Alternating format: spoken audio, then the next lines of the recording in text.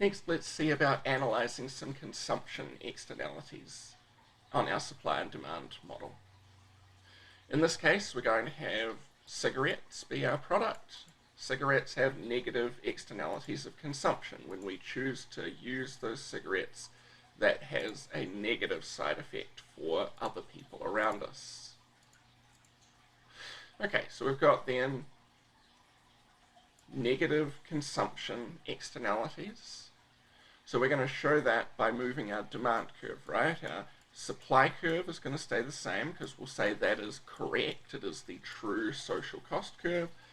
But our marginal private benefit curve is not our marginal social benefit curve. There's additional negative benefits associated with smoking. Okay, so how can we incorporate those? Well, first, let's observe that the market equilibrium is going to be right here. I'm going to choose to buy this many cigarettes. I guess I didn't explain what's going on in our graph here. We've got a downward sloping demand curve representing the idea that the first cigarette of the day is the most beneficial for us, and additional ones still have benefit but are less and less incrementally beneficial. And we've got a supply curve that's completely flat here. Why? Because we can buy as many cigarettes as we would like at the market price, which I'm imagining here is 35 cents. You can object to that if you like, but that's what we're saying is the cost of each cigarette at the store. Okay, so we've got our market quantity of cigarettes there, 10 cigarettes per day, but that doesn't take into account the true benefit to society of me smoking, because there's going to be an additional negative benefit. I'd prefer it to call it a cost, but our book calls all consumption externalities benefits, whether they're positive or negative.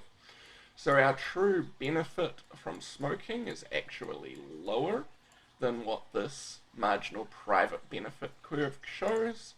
Our marginal social benefit curve is actually down here, where we've subtracted off that negative benefit.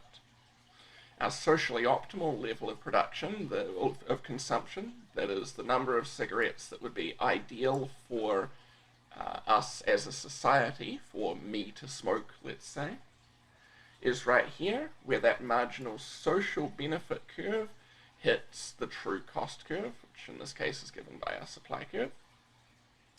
And we've got some deadweight loss. So where's our deadweight loss? Well, it always runs between our true cost and benefit curves.